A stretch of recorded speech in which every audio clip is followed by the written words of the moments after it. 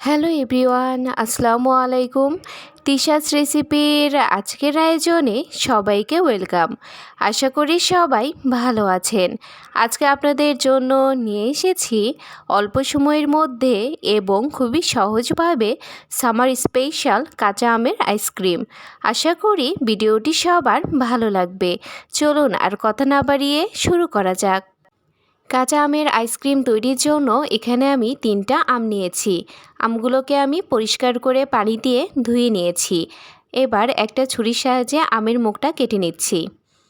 এখন পিলারের সাহায্যে আমগুলো ছিলে নিচ্ছি।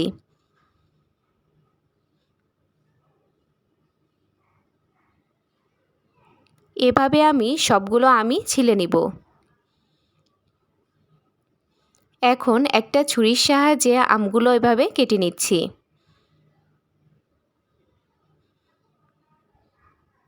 আমগুলো এবার আমি পিস পিস করে কেটে নিব।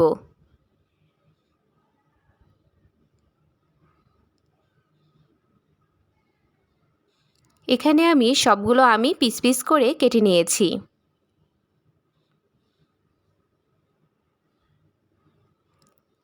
এবার একটা ব্লেন্ডারের মধ্যে পিস পিস করে কেটে নেওয়া আমগুলো দিয়ে দিয়েছি।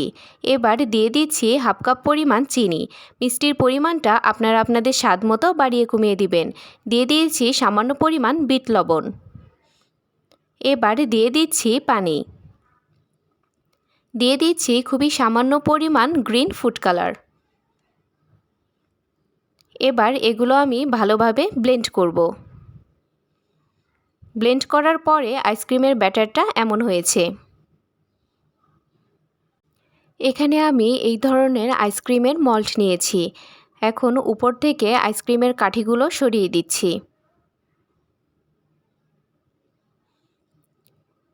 এবার একটা চামচের সাহায্যে এভাবে অল্প অল্প করে কাঁচা আমের ব্যাটারটা মল্টের ভিতরে দিয়ে দিচ্ছি।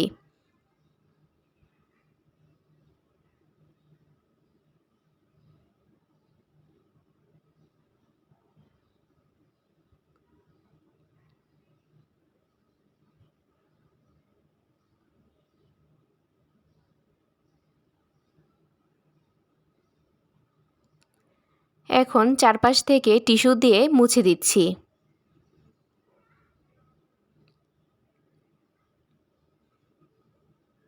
এবার মল্ডের উপরে ফয়েল পেপার দিয়ে সেট করে নিচ্ছি।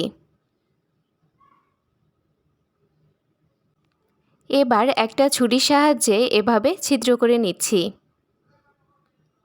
আইসক্রিমগুলোকে যেহেতু আমি দোকানের মতো লুক দিতে চাচ্ছি, তাই আমি এই ধরনের কাঠি ব্যবহার করব। এই কাঠিগুলো আপনারা যে কোনো বড় সুপার শপেই পেয়ে যাবেন।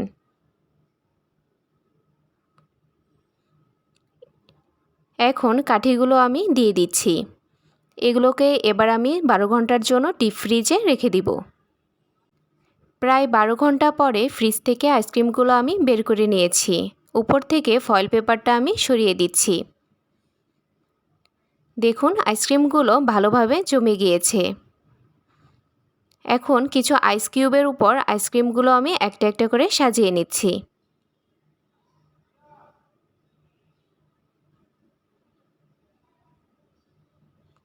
আইসক্রিমগুলো দেখুন দেখতেও অনেক লোভনীয় হয়েছে।